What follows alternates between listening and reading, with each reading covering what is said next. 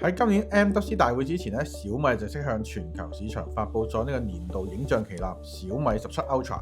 雖然佢已經用咗最強嘅8 Elite Gen 5處理器啦，但呢部機最大嘅賣點絕對唔係佢嘅性能表現，而係同徠卡嘅深度合作。係嗰粒最新嘅1寸光影獵人 1050L CMOS， 係嗰個可以75-100mm 連續光學變焦嘅長焦鏡頭。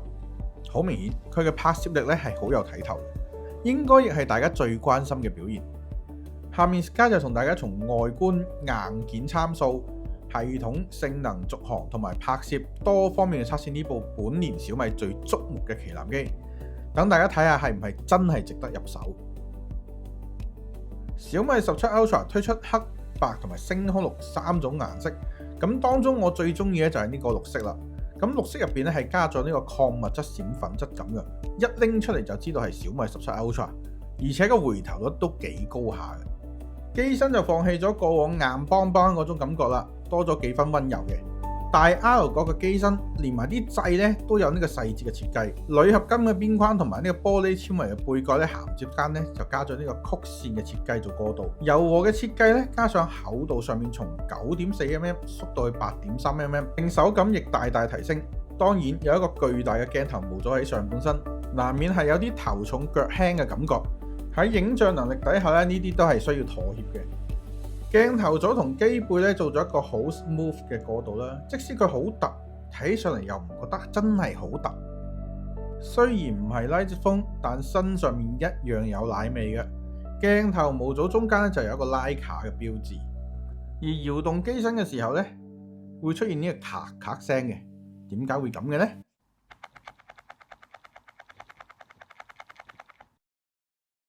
小米17 Ultra 用嘅6.9寸 Mon 啦，解像度係去到2608×1200嘅。咁官方滿打滿算咧，其實都係 1.5K 解像度嘅啫。比而家對手旗艦機 2K 解像度咧，表面數據的確有啲遜色嘅，但佢採用咗 HiPerO RGB 嘅全 RGB 排列。咁喺顯示細節方面咧，比 2K 機咧其實唔輸蝕嘅。而色彩表現方面啦，佢啲色唔夠 sharp， 俗稱就係唔夠微晶。但呢方面就啱晒我口味喎，我中意啲色自然啲。而呢個3500 nits 嘅光度喺日常使用咧都幾夠嘅，喺日光下面咧表現就不過不失啦。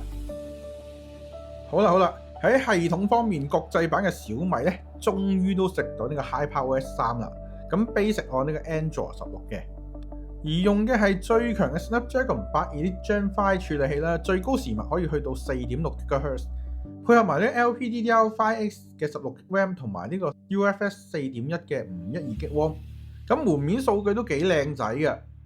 然後我哋睇下跑分結果啦，AnTuTu咧368萬分 ，Geekbench 6咧單核就3598，多核就10592。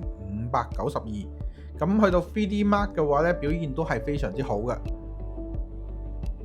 然後我哋再打開呢個效能模式，睇下可以再提升幾多啦。AnTuTu咧就去到呢個372萬分，咁 Geekbench 6咧單核就3632分，多核就10649分。咁對比之下咧，似乎提升並唔多嘅，所以大家可以慳翻啲電，唔使開啦。電量方面，國際版嘅小米17 Ultra 咧做咗少少妥協㗎，比起國行版嘅6800 mAh 足足少咗800個 mAh 嘅。咁至於續航表現係點呢？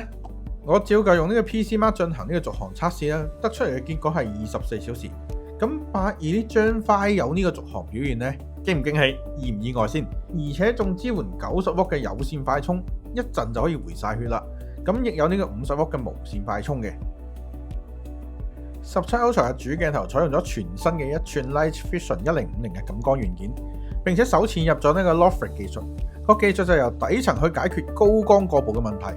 動態範圍咧達到咗小米前所未有嘅新高度，而潛望式嘅長焦鏡頭更加犀飛利啦！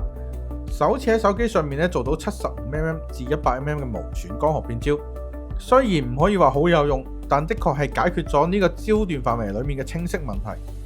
而機身搖動嗰時有咔咔聲咧，就係因為呢個機械結構嘅聲音嚟嘅。咁下面咧，我哋睇下17 Ultra 嘅拍攝表現啦。首先我哋要測試嘅係唔同焦段下面嘅表現啦。咁佢嘅焦段係由呢個 0.6 倍去到120倍嘅。0.6 倍嘅超廣角表現咧，其實唔錯嘅，色彩表現咧唔會同話1倍嘅主鏡差太多，而且廣角咧未見到有太明顯嘅變形啦，咁細節保留比其他旗艦機好嘅。嚟到主鏡頭啦，1倍、2倍嘅表現咧，其實真係好得，色彩咧亦冇咩可以挑剔嘅。跟手我哋再睇下長焦鏡頭啦。3.2 倍同埋4.3倍呢個焦段範圍裏面咧，可以話係光學變焦嘅範圍嚟嘅，所以大家可以見到個畫面完全係冇損失咁滯，而且3.2倍嘅光圈仲係留喺2.39呢個範圍嘅，咁吸光量唔細噶啦。但我發現咧4.3倍嘅光圈咧就會收細到去呢個2.96，唔通佢嘅光圈仲會有得變？於是我又做咗一個測試啦。由3.2倍至到4.3倍之間咧，每0.1倍我就影一張相。佢個光圈咧，原來真係會一級級咁逐步收細嘅。咁呢個可變光圈咧，真係現時嚟講最特別噶啦。8.6倍同埋呢個10倍嘅畫質損失咧，其實都唔係好明顯嘅啫。17.2倍雖然咧細節位已經有少少油畫，但如果唔係紋相，真係冇問題嘅。30倍同埋17倍咧，好似喺畫質上面咧都冇乜太大分別，依然好打得。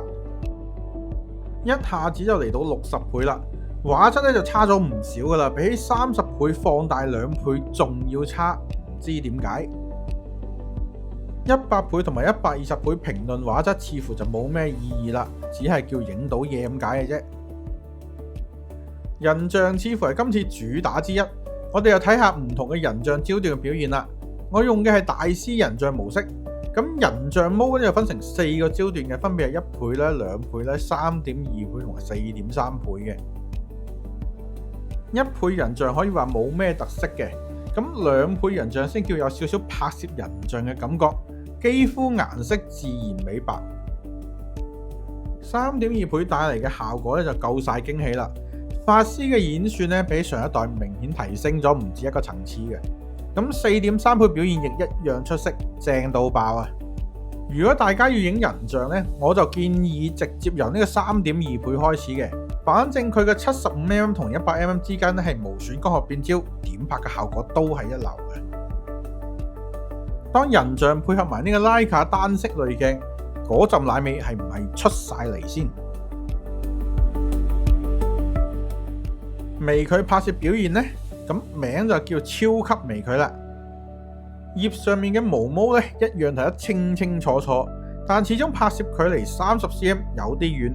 如果對焦距離可以再近啲嘅話，咁清晰度可以再高少少嘅。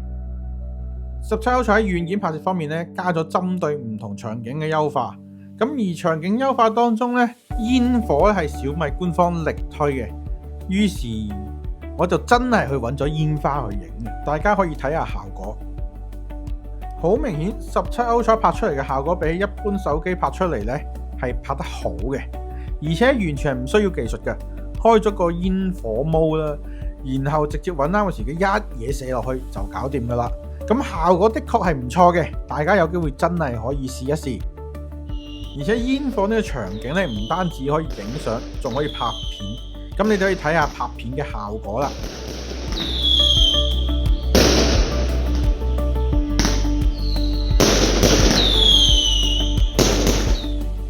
另一個新加功能咧就實況運鏡，咁其實就係按照既定嘅規則咧 zoom in out 咁去做一個 live photo 嘅。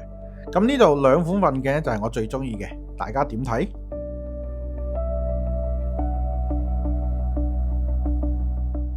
？17 Ultra 嘅相片拍攝能力其實都係好驚人啦。咁大家睇下呢張相，貓嘅毛咧睇得清清楚楚，真係條條毛都可以數得到嘅。甚至咧呢個8.6倍 zoom 埋去影，你睇個船長個樣幾靚仔，啲浪花夠唔夠清晰？整體嚟講咧，佢拍攝係好強嘅，主鏡嘅表現出色，就算長焦都好夠力下嘅。而拍攝出嚟嘅相普遍出現色彩偏淡嘅情況，當然呢個唔係真係偏淡，而係佢色彩有更加高嘅還原度，色彩可以後製，但相片嘅細節就冇辦法後製嘅。而17 Ultra 強大嘅地方就在於佢有強大嘅細節還原，就連長焦都可以做到好出色嘅細節呈現。我拍片咧就最考慮呢個防震表現嘅，大家可以對比下正常拍攝同埋呢個開咗超級防手震嘅表現。的確，超級防手震真係好癲下嘅，穩定度好高。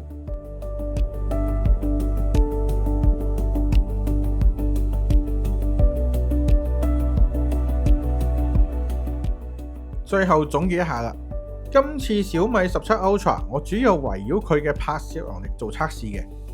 1寸嘅 Light Fusion 1050L CMOS 的確係勁嘅，咁仲要係做到 75mm 至 100mm 嘅無損光學變焦，而且光變嘅過程咧仲做埋呢個光圈跟隨改變，令長焦拍攝嘅細節還原能力去到更高嘅層次。咁高嘅還原度係為後製留咗更大嘅空間嘅。咁煙火嗰下咧，其實都係震撼唔到我嘅。Mon 嘅 Hyper RGB 技術的確係唔錯嘅，係光度對比其他旗艦機咧，似乎係差少少。S82 啲 Gen 5嘅處理器咧，可以做到24小時嘅續航，旗艦機入邊咧的確係好少見到嘅。整體而言咧，小米17 Ultra 的確係一隻影像怪獸嚟嘅，佢喺光學結構同埋細節呈現上面嘅突破，令佢有機會成為攝影愛好者最值得考慮嘅旗艦手機之一。好啦，今次小米17 Ultra 嘅 review 到呢度就完結㗎啦。如果大家有咩問題咧，可以留言問我嘅。我係你哋嘅測試員 Sky。